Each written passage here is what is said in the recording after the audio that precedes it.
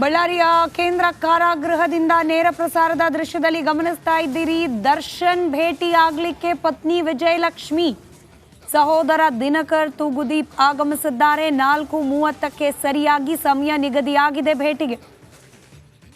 ದರ್ಶನ್ ಹಾಗೆ ವಿಜಯಲಕ್ಷ್ಮಿ ಅವರು special meeting ರೂಮ್ನಲ್ಲಿ ಭೇಟಿಯಾಗ್ತಾರೆ. ಕಳೆದ ಬಾರಿ ಕೂಡ ಹೀಗೇನೆ ಈ ಹೈಟೆಕ್ ಸೆಕ್ಯೂರಿಟಿ ಇರ್ತಕ್ಕಂಥ ಹೈಟೆಕ್ ಅಲ್ಲ, ಅದು ಹೈ ಸೆಕ್ಯೂರಿಟಿ ಇರ್ತಕ್ಕಂಥ ಸೆಲ್ನಲ್ಲಿ ದರ್ಶನ್ ಬಂದಿಯಾಗಿದ್ದಾರೆ. ಅಲ್ಲಿಂದ ಈ ಮೀಟಿಂಗ್ ಹಾಲಿಗೆ ಕರ್ಕೊಂಡು ಬರ್ತಾರೆ ಪೊಲೀಸರು. ಇದರ ದೃಶ್ಯ ಕೆಲವೇ ಕ್ಷಣಗಳಲ್ಲಿ ನಿಮ್ಮ ಮುಂದೆ ದೃಶ್ಯದಲ್ಲಿ ಗಮನಿಸ್ತಾ ಇದ್ದೀರಿ. ರಿಪಬ್ಲಿಕ್ ಕನ್ನಡದ ಎಕ್ಸ್ಕ್ಲೂಸಿವ್ ದೃಶ್ಯಗಳು. ಕಳೆದ ಬಾರಿ ಪತ್ನಿ ತಂದ್ಕೊಟ್ಟಿದ್ದ ಟಿ ಶರ್ಟ್, ಬಹುಶಃ ಕಳೆದ ಬಾರಿ ಅಟ್ಯಾಕ್ ಸಮೇತ ತಂದ್ಕೊಟ್ಟಿದ್ದ ಟಿ ಶರ್ಟ್ ಧರಿಸಿ ದರ್ಶನ್ ಇದೀಗ ಪತ್ನಿ ವಿಜಯಲಕ್ಷ್ಮಿ ಭೇಟಿಗೆ ಆಗಮಿಸ್ತಾ ಇದ್ದಾರೆ. ನೇರ ಪ್ರಸಾರದ ದೃಶ್ಯದಲ್ಲಿ ನೀವು ಗಮನಿಸ್ತಾ ಇದ್ದೀರಿ. ಬಳ್ಳಾರಿಯ ಕೇಂದ್ರ ಕಾರಾಗೃಹದಲ್ಲಿ ದರ್ಶನ್ ಪತ್ನಿ ವಿಜಯಲಕ್ಷ್ಮಿಯನ್ನ ಭೇಟಿಯಾಗ್ಲಿಕ್ಕೆ ಹೋಗ್ತಾ ಇದ್ದಾರೆ ಮೀಟಿಂಗ್ ಹಾಲ್ ಕಡೆಗೆ. ಹೈ ಸೆಕ್ಯೂರಿಟಿ ಬರಾಕ್ನಲ್ಲಿ ಒಬ್ಬರೇ ಇರುವ ದರ್ಶನ್ ಅವರನ್ನ ಇದೀಗ ಭೇಟಿಯಾಗಿ ಸಮಾಧಾನ ಪಡಿಸಲಿಕ್ಕೆ ಆಗಮಿಸಿದ್ದಾರೆ ಪತ್ನಿ ವಿಜಯಲಕ್ಷ್ಮಿ. ದೃಶ್ಯದಲ್ಲಿ ಗಮನಿಸ್ತಾ ಇದ್ದೀರಿ. ಬಳ್ಳಾರಿಯ ಕೇಂದ್ರ ಕಾರಾಗೃಹದಲ್ಲಿ ಮತ್ತೊಂದು ಬಾರಿಗೆ ಪತ್ನಿ ವಿಜಯಲಕ್ಷ್ಮಿ ದರ್ಶನ್ ಭೇಟಿಯಾಗ್ಲಿಕ್ಕೆ ಬಂದಿದ್ದಾರೆ. ಮುಂದಿನ ಕಾನೂನಾತ್ಮಕ ಹೋರಾಟ ಹಾಗೆ ಆರೋಗ್ಯ ಇತ್ಯಾದಿ ಎಲ್ಲ ವಿಚಾರಗಳ ಬಗ್ಗೆ ಕೂಡ ವಿಚಾರಿಸ್ಕೊಂಡು ಹೋಗ್ತಾರೆ ವಿಜಯಲಕ್ಷ್ಮಿ ಅವರು. ಪರಪನಗ್ರಹಾರ ಕಾರಾಗೃಹದಲ್ಲಿರ್ತಾ ಕೂಡ ಪ್ರತಿ ವಾರ ಮಿಸ್ ಮಾಡ್ದಲೇ ದರ್ಶನ್ ಭೇಟಿಗೆ ಹೋಗಿದ್ದಾರೆ ವಿಜಯಲಕ್ಷ್ಮಿ. ಇನ್ಫ್ಯಾಕ್ಟ್ ಜೈಲಿನ ವಾಸವನ್ನ ದರ್ಶನ್ ಕಂಡಿದ್ದೇನೆ ಅಂತ ಧರ್ಮಪತ್ನಿ ವಿಜಯಲಕ್ಷ್ಮಿ ಅವರು ಹಲ್ಲೆ ಮಾಡಿದ್ರು ಅನ್ನೋ ಕಾರಣಕ್ಕೆ ಮೊದಲ ಬಾರಿಗೆ. ಎರಡನೇ ಬಾರಿಗೆ ಪವಿತ್ರ ಗೌಡಂಗ್ ಅದ್ಯಾರೋ ಮೆಸೇಜ್ ಕಳಿಸ್ತಾ ಅನ್ನೋ ಕಾರಣಕ್ಕೆ ಆತನ ಕೊಲೆ ಮಾಡಿದ್ದಾರೆ ಅನ್ನೋ ಆರೋಪದ ಮೇಲೆ ಆಗ್ಲೂ ಜೈಲಿನಿಂದ ಹೊರಗೆ ತರಿಸಿದ್ದು ಇದೇ ವಿಜಯಲಕ್ಷ್ಮಿ. ಈಗಲೂ ಕೂಡ ಜೈಲಿನಿಂದ ಹೊರಗೆ ತರಿಸೋ ಪ್ರಯತ್ನ ಮಾಡ್ತಾ ಇರೋದು ಇದೇ ವಿಜಯಲಕ್ಷ್ಮಿ ಅವರು, ದರ್ಶನ್ ಅವರ ಧರ್ಮಪತ್ನಿ ವಿಜಯಲಕ್ಷ್ಮಿ. ಬಳ್ಳಾರಿಯಲ್ಲಿದ್ರೂ ಕೂಡ ಬಿಡದೆ ಹೋಗಿ ವಾರ ನೋಡ್ತಿದ್ದಾರೆ ವಿಜಯಲಕ್ಷ್ಮಿ ಅವರು. ದರ್ಶನ್ ಅವರ ಅಭಿಮಾನಿಗಳು ವಿಶೇಷವಾಗಿ ಗಮನ ಕೊಡಬೇಕಾಗಿರೋದು ಇದ್ರ ಬಗ್ಗೆ. ವಿಜಯಲಕ್ಷ್ಮಿ ಅವರು ಸ್ವಂತ ಹೆಂಡತಿ ಆದರೂ ಕೂಡ ನಿಮ್ಮ ಥರ ರೋಡಲ್ಲಿ ನಿಂತ್ಕೊಂಡು ಎದೆ ಹೊಡ್ಕೊಳ್ತಿಲ್ಲ. ಮಾಡಬೇಕಾಗಿರೋ ಕೆಲಸವನ್ನ, ಕೊಡಬೇಕಾಗಿರೋ ಸಪೋರ್ಟನ್ನು ಕೊಡಬೇಕಾದ ರೀತಿಯಲ್ಲಿ ಕೊಡ್ತಿದ್ದಾರೆ. ಡೀಸೆಂಟ್, ಡಿಗ್ನಿಫೈಡ್ ರೀತಿಯಲ್ಲಿ ಈ ಇಡೀ ಪ್ರಕರಣದಲ್ಲಿ ವರ್ತನೆ ಮಾಡ್ತಾ ಇರೋದು ಅಂತಂದ್ರೆ ವಿಜಯಲಕ್ಷ್ಮಿ ಅವರು. ಎಂಥದ್ದೇ ಕೋಪ ಇದ್ರು, ಎಂಥದ್ದೇ ಬೇಜಾರಿದ್ರು, ಎಂಥದ್ದೇ ಅಸಮಾಧಾನ ಇದ್ರೂ ಕೂಡ ಮಾಧ್ಯಮದ ಮುಂದೆ ಈವರೆಗೆ ಒಂದೇ ಒಂದು ರಿಯಾಕ್ಷನ್ ಇಲ್ಲ ವಿಜಯಲಕ್ಷ್ಮಿ ಅವ್ರದ್ದು.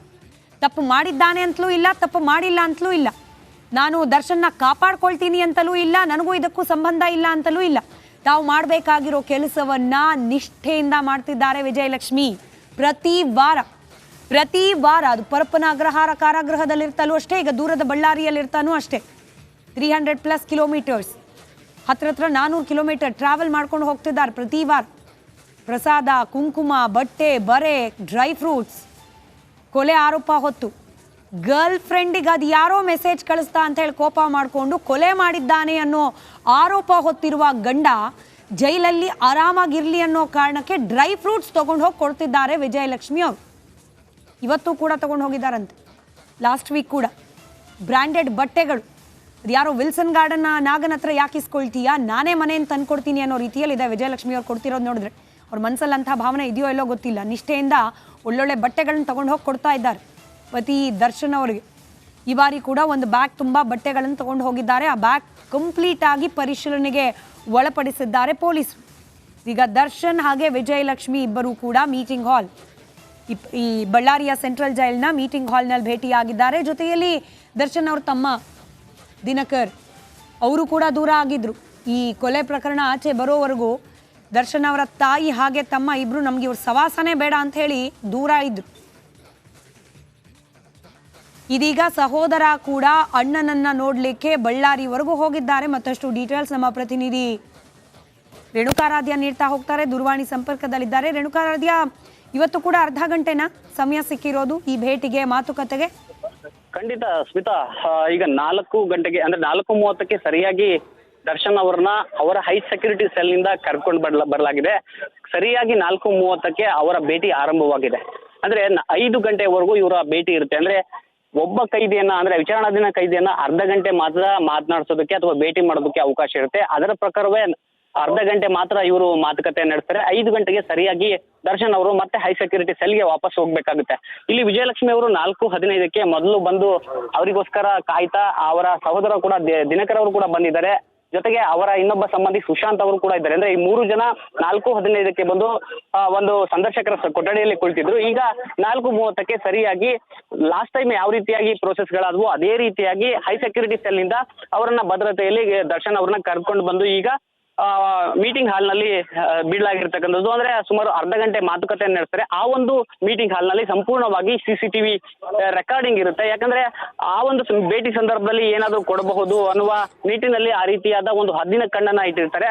ಈಗ ನಮಗೆ ಸ್ಪಷ್ಟವಾಗಿ ರಿಪಬ್ಲಿಕ್ ಕನ್ನಡ ಕ್ಯಾಮ್ರಾದಲ್ಲಿ ಸೆರೆಯಾದ ದೃಶ್ಯಗಳನ್ನ ನೋಡಿದಾಗ ಒಂದು ಬ್ಯಾಗ್ ಅನ್ನ ಮಾತ್ರ ತಂದಿದ್ದಾರೆ. ಅದರಲ್ಲಿ ಕೆಲವೊಂದಿಷ್ಟು ಬಟ್ಟೆಗಳನ್ನ ತಂದಿದ್ದಾರೆ ದರ್ಶನ್ಗಾಗಿ. ಅದನ್ನ ಬಿಟ್ರೆ ಜೊತೆಗೆ ಒಂದೆರಡು ಪೇಪರ್ಸ್ ಗಳಿದ್ವು. ಕೆಲವೊಂದು ದಾಖಲೆಗಳು ಅದರಲ್ಲಿ ಇದ್ವು. ಅವನ್ನು ಕೂಡ ಈಗ ಅಲ್ಲಿಗೆ ತೆಗೆದುಕೊಂಡು ಹೋಗಿರಲಾಗಿರ್ತಕ್ಕಂಥದ್ದು. ಸುಮಾರು ಅರ್ಧ ಗಂಟೆ ಮಾತುಕತೆ ಬಳಿಕ ಅಲ್ಲಿ ಏನಾಗುತ್ತೆ ಅನ್ನೋದು ನಮಗೆ ಒಂದು ಸ್ಪಷ್ಟ ಚಿತ್ರಣ ಸಿಗುತ್ತೆ.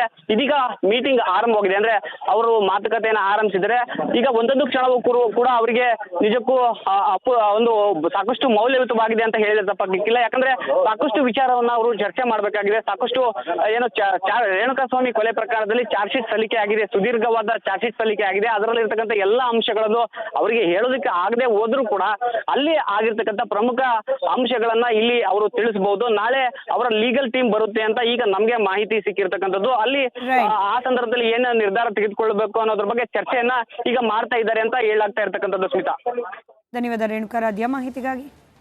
ಈ ದರ್ಶನ್ ಅಂಡ್ ಗ್ಯಾಂಗ್ ನ ಕ್ರೌರ್ಯ ಬಗೆದಷ್ಟು ಕೂಡ ಬಯಲಾಗ್ತಾ ಹೋಗ್ತಾ ಇದೆ. ರೇಣುಕಾಸ್ವಾಮಿ ನರಳಿ ಪ್ರಾಣ ಬಿಟ್ಟಿದ್ದಾನೆ. ಆದರೆ ಪಟ್ಟಣಗೆರೆ ಶೆಡ್ನ ಪಾಪಿಗಳು ಕೊಲೆ ಬಳಿಕ ಮಾಡಿದ್ದು ಏನು ಗೊತ್ತಾ? ಅದರ ಕಂಪ್ಲೀಟ್ ಡೀಟೇಲ್ಸ್ ನಿಮ್ಮ ಮುಂದೆ.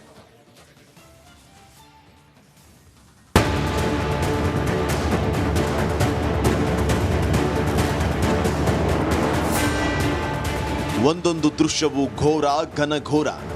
ಬಡಪಾಯಿ ರೇಣುಕಸ್ವಾಮಿ ಕೈ ಮುಗಿದು ಪ್ರಾಣ ಭಿಕ್ಷೆಯನ್ನ ಕೇಳುತ್ತಿದ್ರು ಬಿಡಲಿಲ್ಲ ಪಾಪಿಗಳು. ರೇಣುಕಸ್ವಾಮಿಗೆ ಡಿ ಗ್ಯಾಂಗ್ ಕ್ರೂರಿಗಳು ಇಂಚಿಂಚು ನರಕ ದರ್ಶನವನ್ನ ತೋರಿಸಿದ್ದಾರೆ. ಮೈ ತುಂಬಾ ಗಾಯಗಳು, ರಕ್ತದ ಕಲೆಗಳು. ನಿಜಕ್ಕೂ ಭಯಾನಕ. ಕಿಲ್ಲರ್ ಗ್ಯಾಂಗ್ನ ಕ್ರೌರ್ಯ ಬೆಚ್ಚಿ ಬೀಳಿಸುವಂತಿದೆ.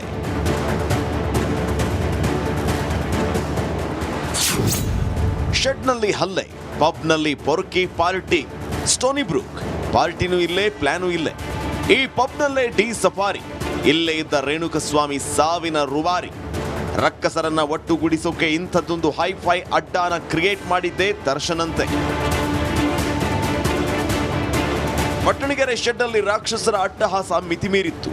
ಈ ಗ್ಯಾಂಗ್ನ ದುರುಳರು ರೇಣುಕಸ್ವಾಮಿ ಮೇಲೆ ಹಲ್ಲೆ ಮಾಡ್ತಾ ಇದ್ರೆ ಪೊರ್ಕಿ ಸ್ಟೋನಿ ಬ್ರೂಕ್ನಲ್ಲಿ ಪಾರ್ಟಿ ಮಾಡ್ತಾ ಇದ್ದ. ಇಲ್ಲಿಗೆ ಬಂದಿದ್ದ A2 ಪವನ್ ರೇಣುಕಸ್ವಾಮಿಗೆ ಥಳಿಸಿದ್ದ ಫೋಟೋನ ದರ್ಶನ್ಗೆ ತೋರಿಸಿದ್ದ. ಬಳಿಕ ಪಾರ್ಟಿಯಿಂದ ಎದ್ದು ಶೆಡ್ಗೆ ಬಂದಿದ್ದ ದಾಸ. ಕೊಲೆಗೂ ಮುನ್ನ, ಕೊಲೆ ನಂತರವೂ ಎಣ್ಣೆ ಪಾರ್ಟಿ. ಡೆವಿಲ್ ಗ್ಯಾಂಗ್ ಕೊಲೆಗೂ ಮುನ್ನ ಮತ್ತು ಕೊಲೆ ಬಳಿಕವೂ ಪಾರ್ಟಿ ಮಾಡಿದೆ. ಪಟ್ಟಣಗೆರೆ ಶೆಡ್ನ ರಕ್ಕಸರು ಸ್ಟೋನಿ ಬ್ರೂಕ್ನಲ್ಲಿ ಕಿಕ್ಕೇರಿಸಿಕೊಂಡಿದ್ರು. ಪಾರ್ಟಿಯಲ್ಲಿ ದರ್ಶನ್, ಚಿಕ್ಕಣ್ಣ, ವಿನಯ್, ಪ್ರದೋಷ್, ದರ್ಶನ್ ಮ್ಯಾನೇಜರ್ ನಾಗರಾಜ್, ಪವಿತ್ರಾಳ ಅಸಿಸ್ಟೆಂಟ್ ಪವನ್ ಕೂಡ ಇದರಲ್ಲಿ ಇದ್ರು.